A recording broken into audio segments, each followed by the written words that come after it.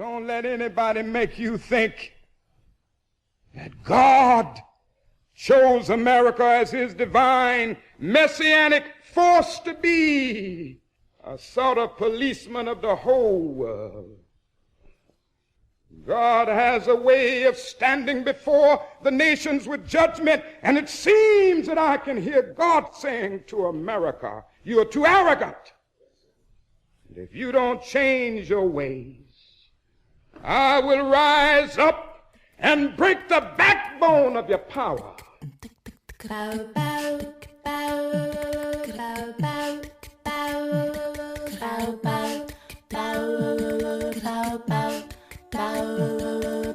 Hotep, which in the language of ancient Egypt means we come with justice in peace. Welcome to Freedom Now, a Saturday Pan-Africanist and Internationalist World Affairs program. Freedom Now is committed to the principle of the rights of all peoples and nations to self-determination. We thank you deeply for your contribution to KPFK, which permits programs like Freedom Now to stay on the air. In this era of corporate acquisition and co-optation of all dissident media, we provide the microphone, challenging their corporate and racist point of view. So stay tuned for Agenda here at Freedom Now.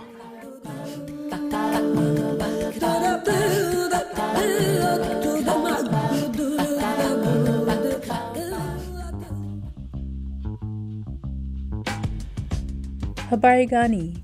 This is Sister Thage with Freedom Now's agenda for this Saturday, April 18, 2026. The central theme for today's program is, what does freedom sound like? Sound as liberation and Black music as a vehicle for political movements, imagination, and resistance. We commence today's program with our sister Luyanda Kuboka and the African Drumbeat Historical Calendar. Then, prolific author, radical historian, professor of African American Studies at the University of Houston, and Freedom Now co-producer, Dr. Gerald Horne interviews Dr. Najja Baptist, Associate Professor of Political Science and Director of African American Studies at the University of Arkansas in Fayetteville, and author of the book In the Spirit, in the Dark, Black Music and Political Activism. And later in the hour, Dr. Horne interviews Dr. Cisco Bradley, Professor of History at Pratt University in New York City, and author of the book I Hear Freedom, The Great Migration, Free Jazz, and Black Power. Our music clip mix includes MLK, Zap Mama, Kendrick Lamar, Art Farmer, Blue Mitchell, AC Alone, Miles Davis, Horace Silver, Alice Coltrane, McCoy Tyner, and more. So sit back, phone a friend, and as always we stand ready for revolution.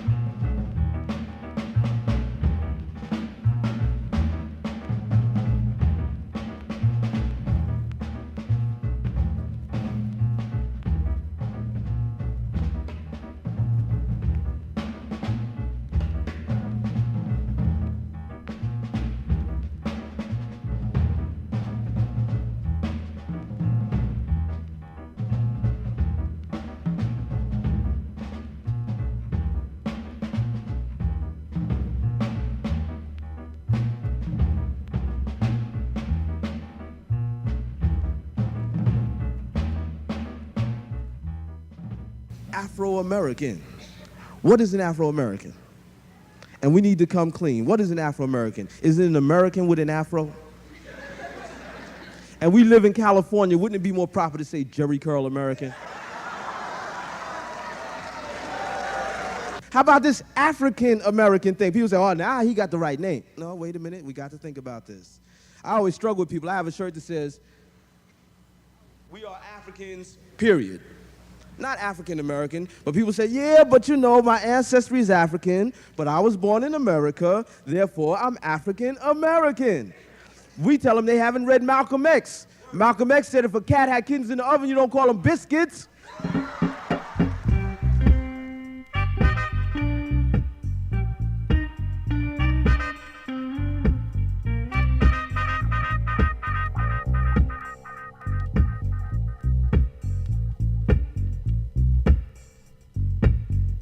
Alafia. This is Sister Luyanda Koboka with Freedom Now's African Drumbeat Historical Calendar for the week of April 18th. Our weekly review of significant revolutionary events and personalities within the African and the internationalist world is our small effort to educate our listening audience with a mass view of history. We seek to keep the fire of the struggle for a better world burning during a period of imposed pessimism by the European media and their government handlers. And by calling out our revolutionary ancestors and their deeds, we give them immortality. April 18th, 1980. Zimbabwe seizes independence under the leadership of the Patriotic Front, a united front of ZANU, the Zimbabwean African Nationalist Union, Freedom Now. April 19th, 1960. SWAPO, the leading liberation movement of Namibia, formerly Southwest Africa, was founded. SWAPO was and is the primary representative of the people of Namibia who fought not only the settler racist regime of Southwest Africa, but also fought against the apartheid regime of South Africa. April 21st, 1895. Sanpia, a Comanche Native American, was born. She was torn between a mother who wanted her to follow the traditional Indian herbalist and a father who wanted her to follow the white man's ways. By the 1940s, she was the Comanche's only surviving eagle doctor, a shaman who gets her power from the eagle. April 22nd, 1948. Zionists seize Haifa from Palestinians' National Resistance Forces, beginning the mass European Jewish exodus from their European homeland into Palestine and the setting up of the illegal settler colony of Israel. April 22nd, 1794. Maria Trinidad Sanchez was born. She was a leading organizer against Spanish colonial rule and for the independence of the Dominican Republic. She created the first handmade flag of independence and was opposed to the first president of the independent country, Pedro Santan, for his cruelty. He ordered her executed on the first anniversary of the founding of the Republic. This has been Sister Luyanda here on KPFK 90.7 FM in Southern California and 98.7 FM in Santa Barbara and streaming live on the web at kpfk.org. Past agendas and music of Freedom Now can be reviewed at kpfk.org. Go to programs and scroll to Freedom Now for any comments and questions. Our email is freedomnow@kpfk.org. For KPFK Los Angeles, this is Gerald Horne, and with me on the line is Najja Baptist, Associate Professor of Political Science and Director of African American Studies at the University of Arkansas in Fayetteville, and author of the book, In the Spirit, in the Dark, Black Music and Political Activism. Thank you for joining us on Freedom Now, KPFK Los Angeles, Professor Baptist. Thank you so much for having me. It's a pleasure. It's an honor. So why did you produce this book? Well, I produced this book for several reasons. One is personal, the other one is political. Or should I say one reason, because the personal is political. For me, music has always been my greatest escape from the everyday life. And also it embodied who I am as a person. So I guess it starts kind of with my father. Every year during my birthday, I have a chapter about Stevie Wonder and the MLK holiday. But every year on my birthday, my father would call me and sing the Stevie Wonder version of Happy Birthday. And so I kind of got to a point of trying to figure out exactly why we make certain song choices as Black people or Black Americans, and how our identity shapes our political choices. So then I got to my thesis, a question of, in what ways do citizens or Black citizens use music to express and understand politics? Speaking of which, what role does Kendrick Lamar play in your book? And more broadly, what role does Southern California play in your book? Well, California plays an enormous role inside the book. What's interesting is that the song choice itself that led me to getting the title In the Spirit in the Dark came from both W.E.B. Du Bois's The Souls of Black Folks, Aretha Franklin's Spirit in the Dark, and Kanye West's School Spirit. And so a combination of those three things to talk about how we use music as a form of light in the darkness, in the things that we deal with on an every day-to-day basis, led me to working with and understanding Kendrick Lamar more. So I actually published an article first before I published this book called And When They Wake Up. And it delves mainly into how Kendrick Lamar and Nick Cannon were in the form of political contagion.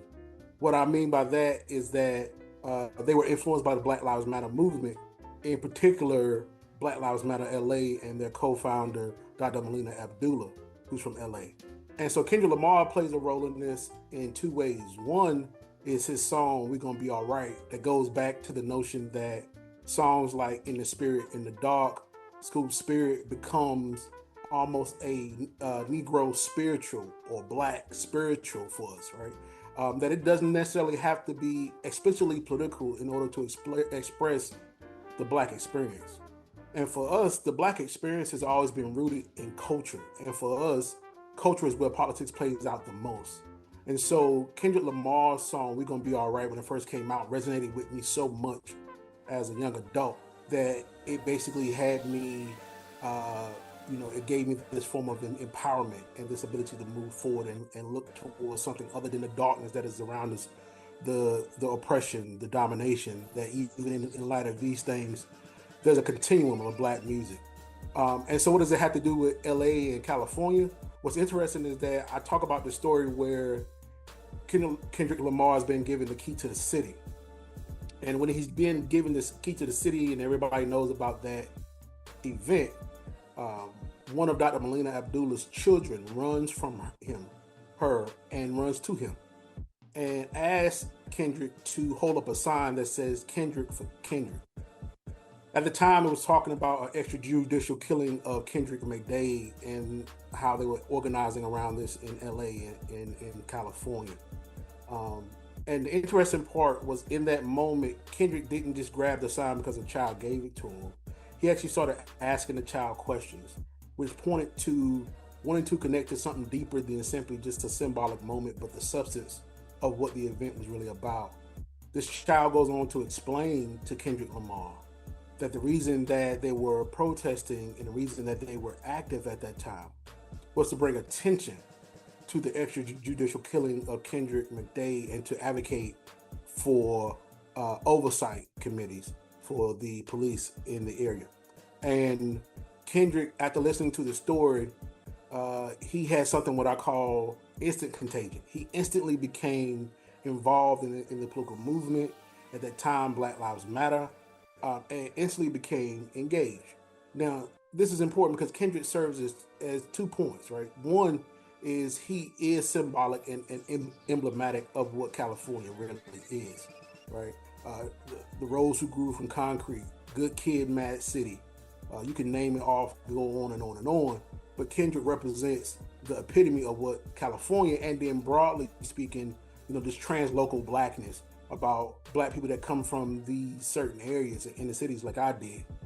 And they have and seek something better through not forfeiting who they are. So he can be both commercial and conscious at the same time. And as James Baldwin said, to be relatively conscious in this world, in America, is to always be upset, and to be angry, and to be aware of the situation that we are dealing with on a day-to-day basis. So Kendrick Lamar serves as one writer called prophet of the hood, and not just that, but a CNN of the hood. And by him bringing attention to not only the Kendrick McDade extrajudicial killing, he also brought attention to the legitimacy of the Black Lives Matter movement in LA, and that a child, and the idea of not just Sankofa going back to the past or just being in the present, but to also look at it in the form of the Afrofuturism or the Black futurism, that this child is carrying the light, right? for the future, and they know the importance of this moment, and they know the importance of Kendrick as a trusted source for LA, for California, for Black America, especially at that time. So that was huge. Mm-hmm. Now, who is Janelle Monáe, and what role does she play in your pages? Oh, well, Janelle Monáe has always been, again, artists can engage in protest in two different ways, right? They can acknowledge the movement and donate money, and they can also be actively a part of the movement and start to create songs around the movement, right? So we can go back to Kendrick Lamar real quick. The music for Kendrick Lamar, his song precedes the Black Lives Matter movement. Janelle Monáe actually creates a song during the Black Lives Matter movement to actually talk about a slogan that had been created about, say their name, say Breonna Taylor's name, say Michael Brown's name, say George Floyd's name. And to be able to create a song in that moment means that your activism is a part of your music, and your music becomes a form of political activism by the very existence, for two reasons.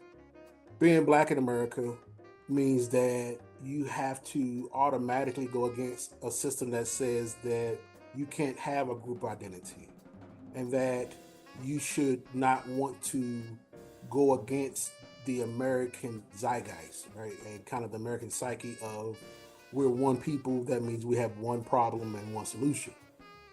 But to understand that her music is talking about not just phenotype, but a lived experience, that not only is she a part of the Black experience, not only does she come out of the culture of Black labor and A. Philip Randolph and her mother being a custodian and a janitor and her wearing black and white for this reason, but also because what she speaks to is a higher level of existence, that the power in any political system lies with the people.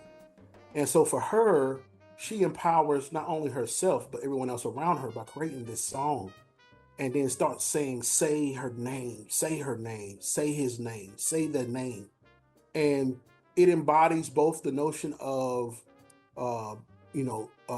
Black music in the form of creating songs and melodies, singing to ourselves to empower ourselves, but also connecting to this long history of chanting and rapping and rhythm and poetry and expression of freedom.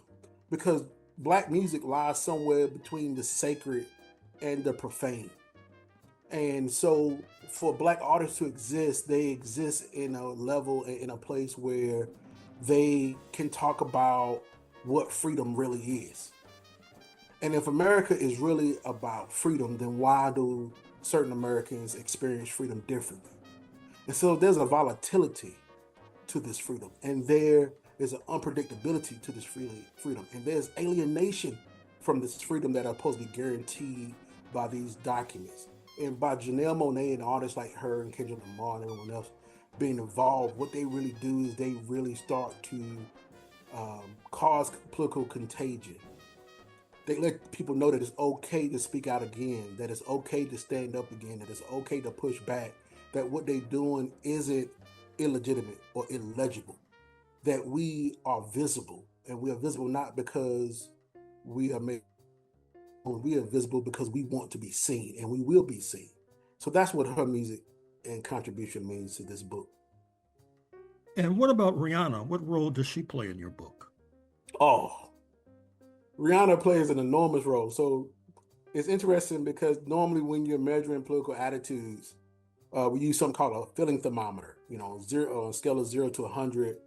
How favorable do you see this person? So we'll use usually and traditionally they use politicians. They'll use at the time Barack Obama or Kamala Harris or Cory Booker or Dr. King. But what I decided to do was use all of those traditional leaders, but I also use music leaders, right? Because music leaders actually inundate and distribute values. And so Rihanna is important because for two reasons. Number one, because at the time it was the height of her musical career, but Rihanna was always an outspoken advocate of political activation and getting involved and making people aware and talking about things and really just being an authentic person, because in the Black community, you have to be authentic in order to reach people. But I think that showed up and manifest in the chapter where I talk about Howard University. So I have this chapter called Stir Up the Gift. And in it, what I talk about is how students at Howard University, at the time when I was conducting research, and a student at Howard ended up taking over the A building. Now, this wasn't the first time the A building had been taken over. This is actually the third time that it had been taken over. The first time it was done by Stokely Carmichael in the 60s and 70s, who becomes Kwame Ture. Second time was by a little known actor by the name of Chad Bosman, who took over the A building in the 90s. And students took over the A building in 2016, 2017 again, and this kind of wave, right? Because this is riding the same wave of activism, because most of the time of Black social movements, students lie at the foundation of it, SNCC, even contemporary campus movements. Students and Black youth lie at the root of this. So when these students are trying to take over the A building, they don't just take over the A building for any aimless or useless reason just because they can. Just like their predecessors, they take over the administration building because they had demands. And in any political system, systems theory says that we make demands on a system to get policy outcomes, right? Using means in which we have at our disposal. But it doesn't mean the strategy has to be the same every single time. It doesn't mean we have to march every single time. What was interesting about Black Lives Matter, and in that moment, this student activism, was that they used, this sort of ingenious form, because it was a cooperative that they had where they brought students together and they actually lived inside of the A building. But Rihanna plays a role because at the time they had several demands, some of them being reproductive issues for Black women.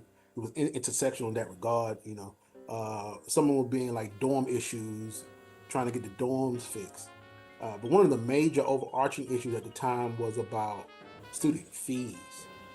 At the time, students were facing a deficit, and the university was dealing with a deficit around getting student aid and financial aid out in time. And so a lot of students were suffering financially. And so the day that the students decided to take over the administration building, or the A building, they rushed the doors and they went inside and they stood guard at the doors and they armed themselves. They didn't arm themselves with guns or weapons in the traditional sense. They armed themselves with what Scott calls the weapon of the weak. And in this case, which Scott didn't think about, was music. And as soon as they got in, someone grabbed what's called the aux cord and plugged it into their iPhone and instantly started playing Rihanna's song, You Better Have My Money.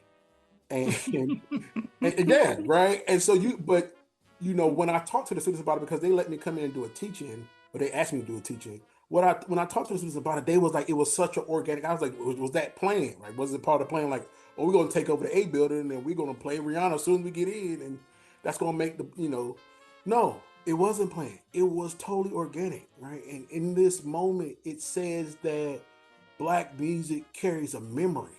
And even though, just like songs such as We Shall Overcome was part of the Charleston strike of 1945 and then repurposed, right, for the civil rights movement. And even though some songs may not have anything to do with anything especially political, that they in those moments can become political based on who's using them and why. And so they took that song and they blurred it, and they said they connected it to the speaker.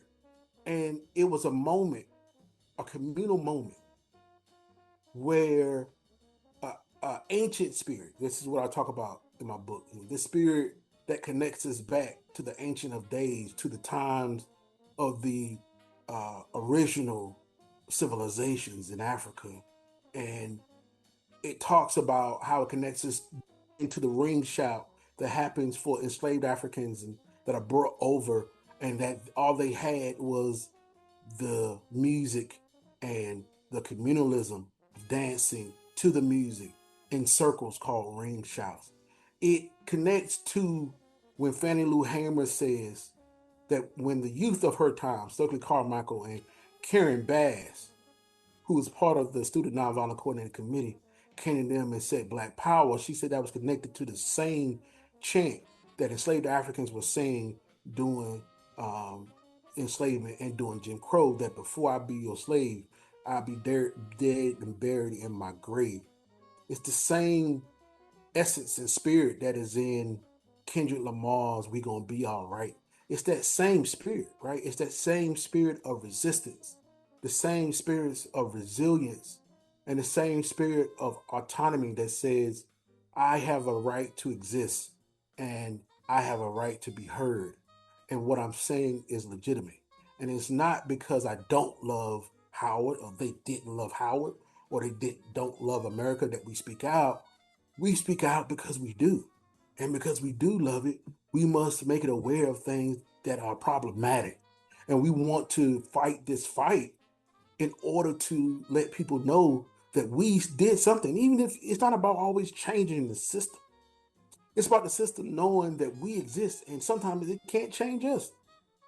And that music embodies a sonic treaty. It embodies a sonic memory. It embodies a sonic moment, right? Of saying, we stand here and plant our flag as a part of this continuum for this notion of freedom. And even if people look like us, they can still embody anti-Black behavior. And we can use our music as armor and put it on, just like we put on our clothes, in order to confront the issues of that day. Finally, Professor Baptist, author of the book In the Spirit in the Dark, what role do jazz and blues play in your book? Oh man, jazz and blues plays a significant role in this book. The book isn't about just rap music. It isn't about just contemporary music. I have people choose and select songs that go all the way back to not just jazz and blues, but Fela Kuti, Stevie Wonder. It goes on, because it is a continuum, as I was saying earlier, about what Black music really is and why it really matters. And so for us, jazz and blues, and even before then, contrary to popular belief, what some have said in the news, rock and roll exists because of Black people and because of it is Black music. And so it's interesting that now people are saying that rap music shouldn't be a part of the Rock and Roll Hall of Fame, but jazz, blues, bebop, hip hop, rap music, whatever you want to call it, we are the children of Black spirituals, which gave birth to rock and roll through Leadbelly and Big Mama Thornton, and list goes on and on.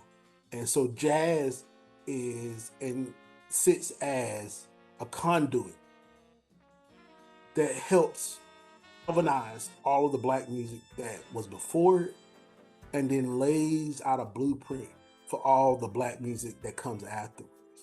And I always talk about Miles Davis and how these catalytic events that I talk about in my book shapes our political identity. And so if you notice, Miles, before his encounter with the police, is important, because when Miles encounters the police outside of this event where he was playing and headlining, and he tells the police, I'm on the headliner, I'm on the marquee, and they still attack him and engage in this extrajudicial attack. And after that, Miles' whole persona changes. His whole style changes. Miles used to play directly to the audience. Miles used to play in a way in which, was real formal and classical and played, clean, crisp notes. And then at this point, he stopped playing to the audience. He stopped wearing the clothes that they thought that he should wear. And that shaped even the way that his music comes out, right? it's not pristine. It's not for public consumption. It is for the manifestation of Miles' soul, to let his spirit speak in the dark, right? That he lets them know that you may try to separate me from Black people and make me this sort of,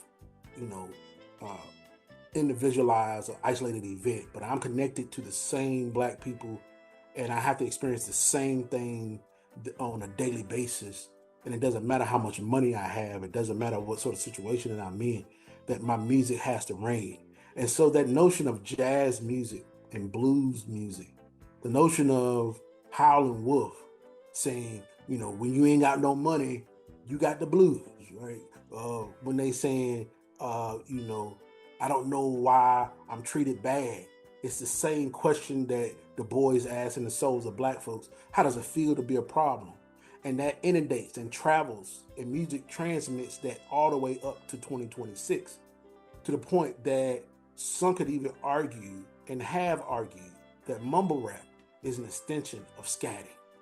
And this idea of us not making music to be heard for the audience, but to be able to be our authentic selves, and that it connects back to the moan that we once did. They say in the Black community, when you moan, the devil don't know what you're talking about.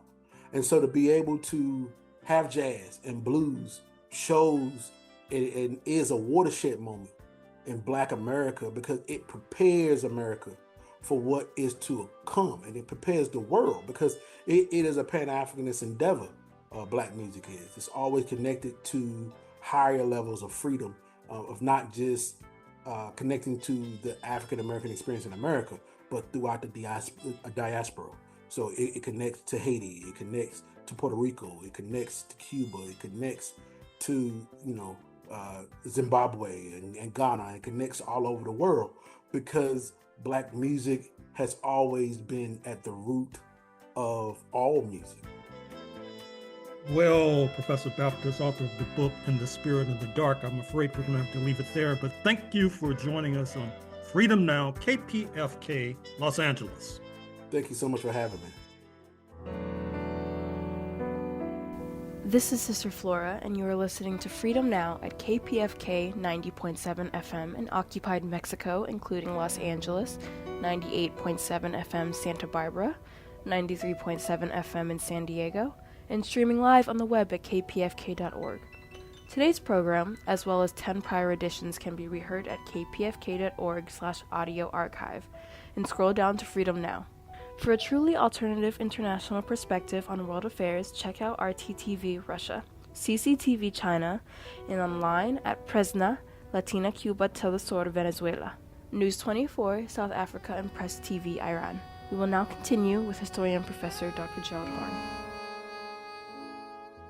For KPFK Los Angeles, this is Gerald Horne, and with me on the line is Cisco Bradley, professor of history at Pratt Institute in New York City, and author of the book I Hear Freedom: The Great Migration, Free Jazz, and Black Power. Thank you for joining us on Freedom Now, KPFK Los Angeles, Cisco Bradley. Yes, thank you, Gerald. It's wonderful to be here. And it's wonderful to have you. So why did you produce this book? It was a number of years in the making. I'm a historian. I teach at the Pratt Institute in New York City, and I've also worked as a music writer, a journalist, critic over the years.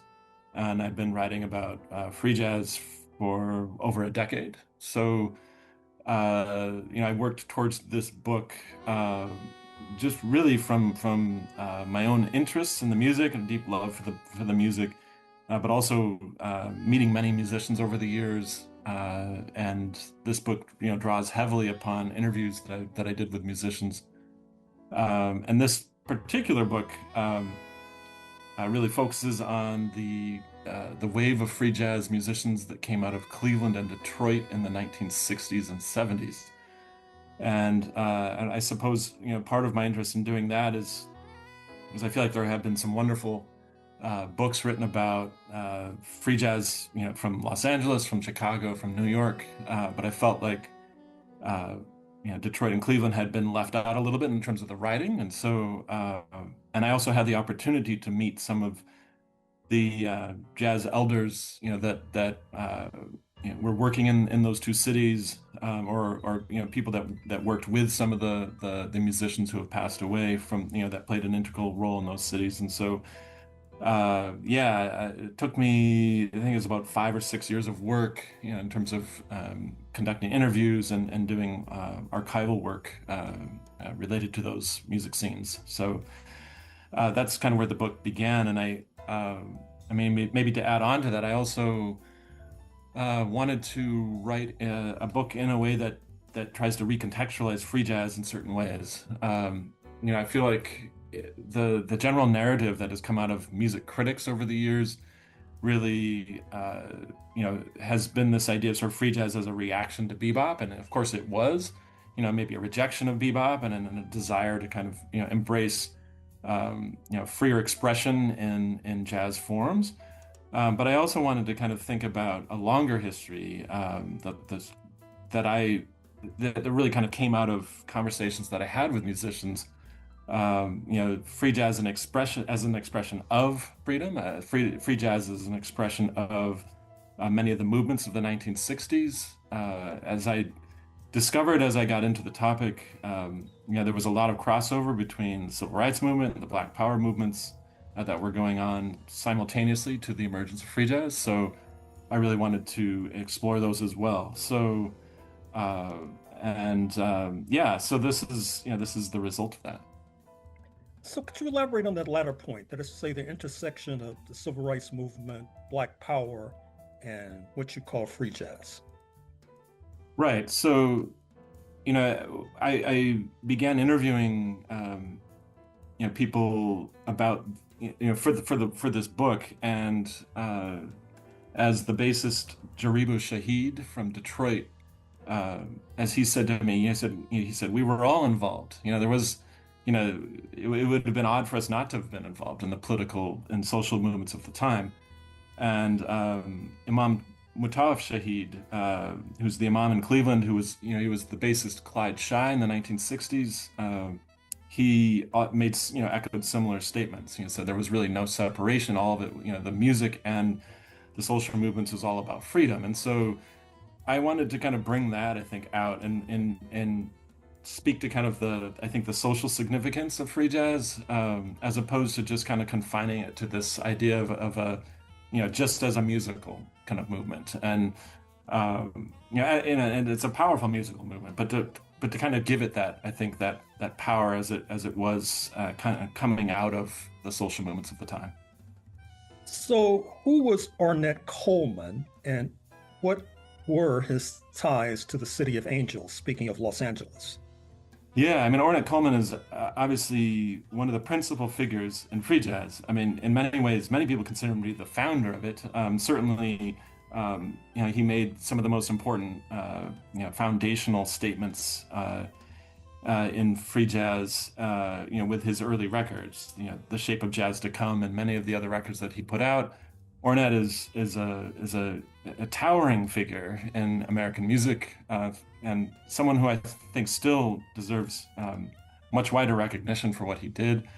Obviously, he has roots in Texas, around Fort Worth, where he grew up, but he moved to Los Angeles, and his early groups. His work with Ed Blackwell, Don Cherry, and others there.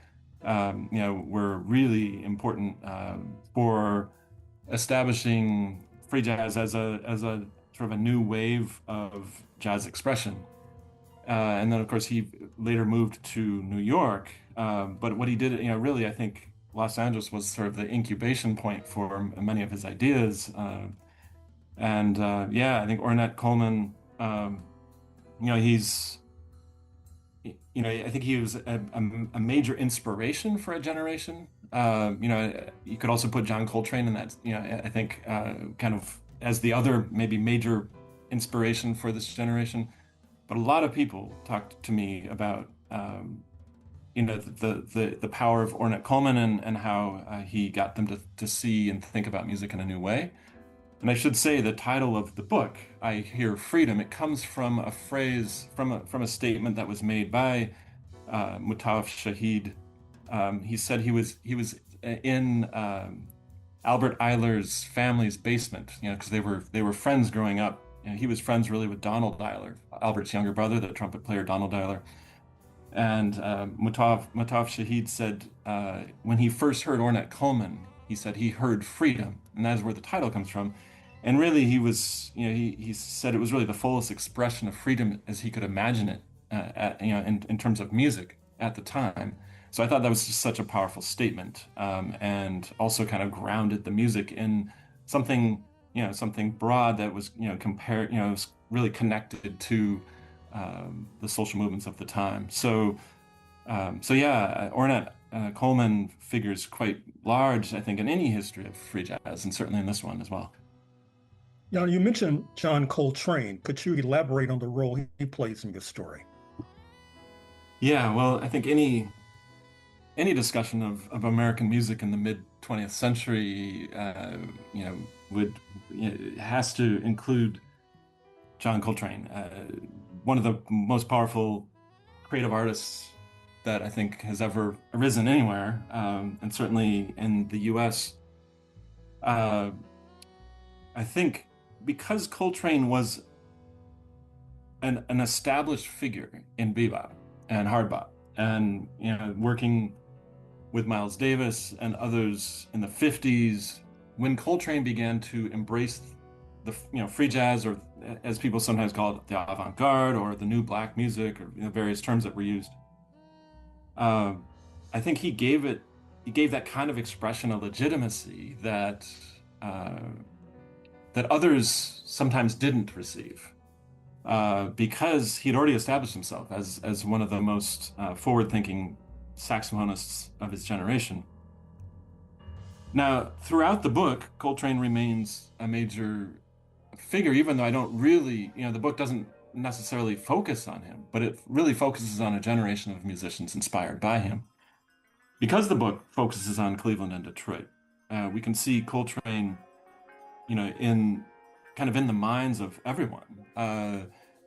Repeatedly, people would talk about John Coltrane as their single greatest inspiration. And these are people coming of age in the early to mid 60s. And a lot of people would make statements, and I'm summarizing here, where people would say, well, the foundations of my, political consciousness was with Malcolm X, and the foundations of my musical consciousness were with John Coltrane. And the two are often mentioned kind of in the same sentence type of thing. So, Coltrane was hugely impactful on, the musicians that were, born in the mid 30s, and were coming of age in the early 60s, looking for someone who was sort of leading the way. And so a lot of people reference Coltrane in that regard. And to make a specific reference, the saxophonist Farouk Z. Bey, who founded the group Griot Galaxy in Detroit in the 70s, Farouk Bey said that there were two foundational moments, really sort of life-changing moments for him. And he said the first was seeing Coltrane play live at the Drome Lounge in Detroit in 1966. And he said his entire perspective on music changed.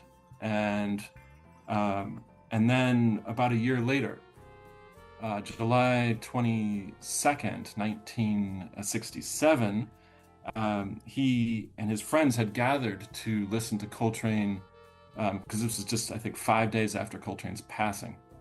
And, the passing of Coltrane, was memorialized by musicians everywhere. But in Farouk Z. Bey's case, he was listening to Coltrane on that evening, and that's the night that the uprising in Detroit occurred. And so in the early morning hours of July 23rd, the uprising in Detroit occurred, and that's, it's the largest uprising in the United States since the Civil War. And so Farouk Zibay said, the other sort of moment of him really, life-changing experience was the uprising itself. And Farouk made the statement that, he said, "My mind and my spirit were liberated during the riot." And I think that statement is just so powerful, thinking about, the connections between the music and what was happening socially and politically at the time, and how, he felt that was really sort of an emancipatory experience. And so, there are other musicians that echoed those sorts of statements, and of course drew the parallels between music and the social movements. So that's really a lot of what the book is about. Now, from what you've said thus far, is it fair to infer that Black Americans who had converted to Islam or were in fact Muslims are not tangential to your story? I mean, they're very central. Many of the key interviews that I conducted were with leading figures in the Black Muslim movement in the 60s. So, I mean, first off, the book is dedicated to Imam Mutawaf Shahid from Cleveland, who, he was a bassist. He played with Albert Ayler. He played with Charles Tyler, some of the other musicians that are really featured in the book. And he converted in 1969, and he kind of moved away from music, but became the leader of the Muslim community in Cleveland, and he's still the imam at the mosque there up to the present time. Imam Hassan Shahid from Birmingham, Alabama, he was in Cleveland in 1968 and 69, and he was part of the Black Unity Trio.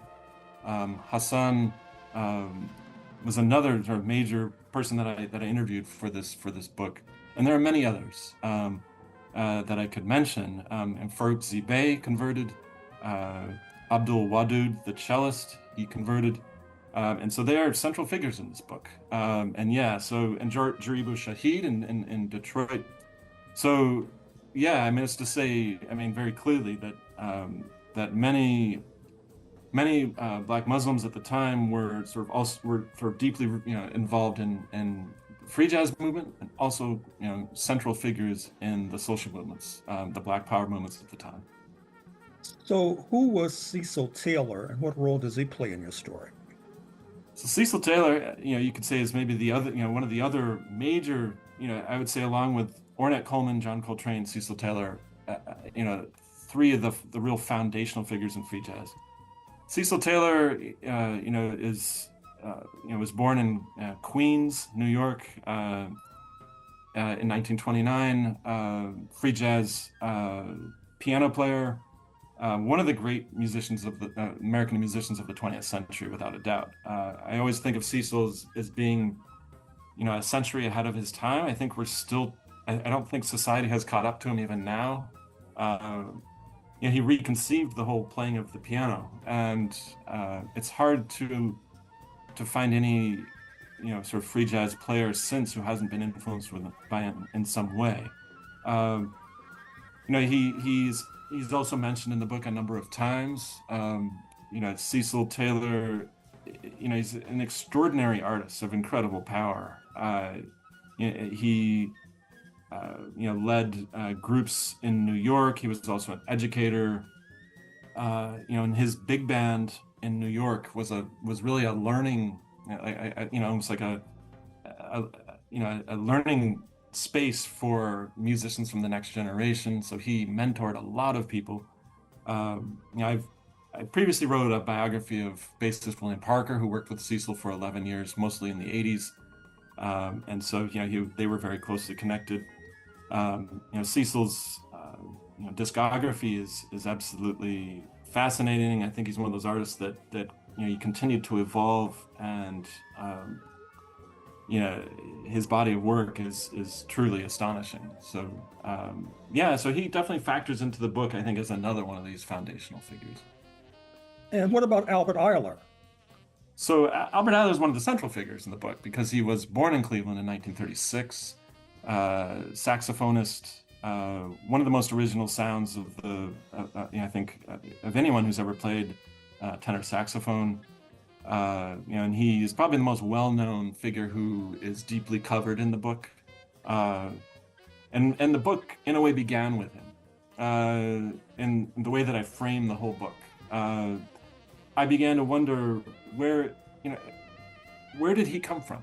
He's such an original player. He has such an original sound, but his sound is also deeply rooted in an American sound at the same time. And there are elements of brass band and marching band music in his work.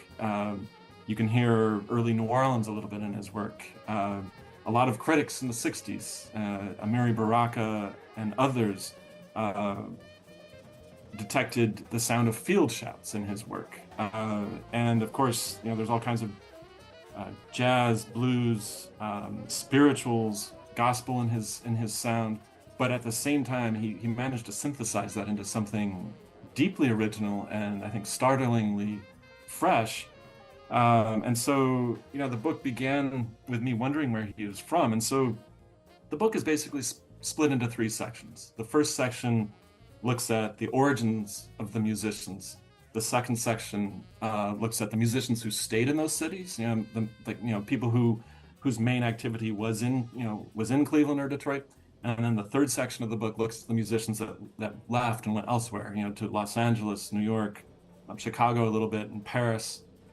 And so, but the sort of the deeper framing, which was, okay, I want to think about deeper origins. And Albert Ayler was the one that inspired that because of his sound being, on the one hand original, but also deeply rooted in something that goes back a long ways in this country. So, I traced his ancestors back, to Mississippi and Alabama, and just tried to think about kind of what is inherited through the process of families and through the process of migration, the Great Migration of 6 million Black Americans from the South, to industrial cities in the North and the West Coast, and so.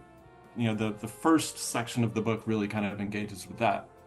And I think that the Great Migration, on the one hand, because it was 6 million people moving, I think it's sometimes regarded as a little bit of a haze in the way that we think about it historically. How can we understand all of those movements? And so that inspired part of this book, and I've actually expanded that into a larger project since, where I've been tracing ancestries of every jazz and blues musician of African descent in the U.S. and who was active up to about World War II. And I think it's to try to understand the process of cultural inheritance and how Black aesthetics have been passed down over the generations. And one of the arguments that I make is that the institution of Black families have been the single most impactful kind of social unit in America for the maintenance and reproduction of music over time, because so many of the musicians, nearly every musician of African descent who I've interviewed over the past 13 years has talked about music beginning in their families. And so I wanted to see how far we could kind of take that and go back through that. So there's also a chapter in the book that is dedicated, that's really focused on Albert Ayler's work. Well, I should say a chapter and a half. So, I look at his ancestral roots, look at his childhood in Cleveland, and then look at his work as an established artist from about 1962 onwards, between 62 and his early death in 1970. So that section tries to do a deep dive into Albert Ayler's work, looking at how he thought about music himself as a conceptualist, and weaving in, some of his religious ideas and some of his broader thinking, and kind of going through systematically at the different groups that he assembled over time, and his work in New York. And of course, he many of his recordings were done in Europe, and he toured more in Europe than he did in the U.S. So like a lot of the musicians really also followed that pattern. So yeah, Albert Ayler is really a central figure. Well, just a footnote, in terms of tracing the ancestral roots of many of these Black musicians, yeah. Is there any evidence of what parts of Africa their roots extend to?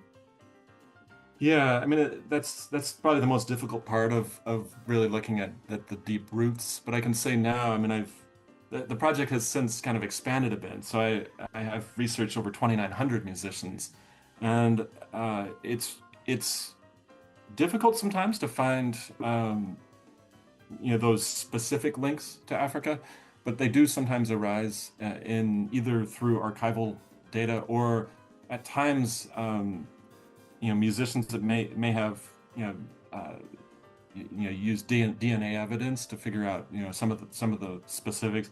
I mean, by far the most prominent region, and this shouldn't be a surprise to anyone, really is West Africa, more or less from Senegal across to Cameroon and down into sort of Central Africa, down to the Congo. And I mean, I think there's about 50 musicians out of the 2,900 who I've researched, who I've found some kind of been able to kind of trace the historical connection back to Africa. Senegal, Ghana, Nigeria are usually are among the most common roots that I've found in the research. But yeah, there's a lot more work that needs to be done, of course. But and then also kind of seeing where people are rooted in the U.S. I mean, and in that, looking at ancestries, the ancestral roots of musicians. I mean, really the goal, in a way, is to think about the oral transmission process, the oral transmission of African music in the U.S. from beginnings of the transatlantic slave trade up to the beginnings of the recording industry in the 20th century. So it's, basically, about 3 centuries. So thinking through that process, and one of the things that I've noticed is that the roots in the U.S. they're not sort of random, whatever that would mean, but rather I've noticed a lot of patterns, specific parts of the country where people trace the roots. And I think what that shows is that music survived, particularly in certain places, and was passed down in certain places. And I should say, I can just use a couple of examples. North Carolina factors actually massively in that study. Certain parts of Western Alabama come up, again and again in this research. Obviously, the Mississippi Delta, Louisiana, New Orleans, of course, incredibly central to that.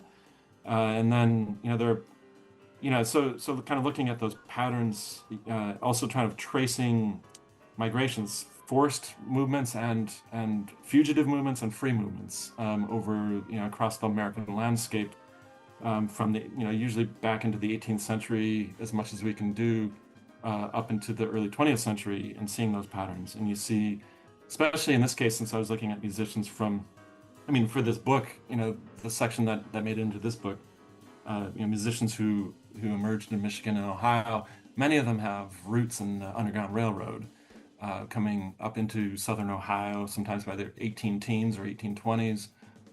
So the early chapters, follow some of those movements that I think also, reveal something about this sort of longer history of freedom and liberation, that I think is present and kind of in the roots of free jazz.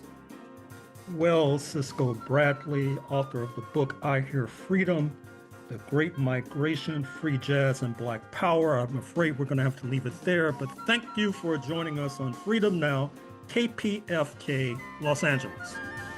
Yeah, thank you very much, Joe. Thank you so much.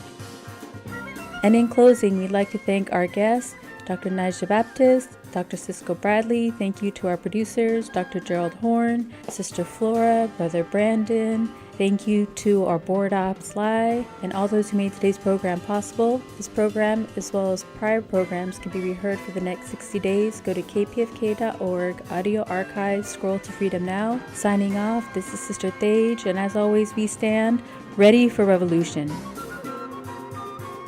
We state these facts only to let you know that those of us who are revolutionary, Pan-Africanists, is not because we love revolution. It is historically determined, and we have no alternative but to follow history and to use history for the benefit of our people. Power to the people.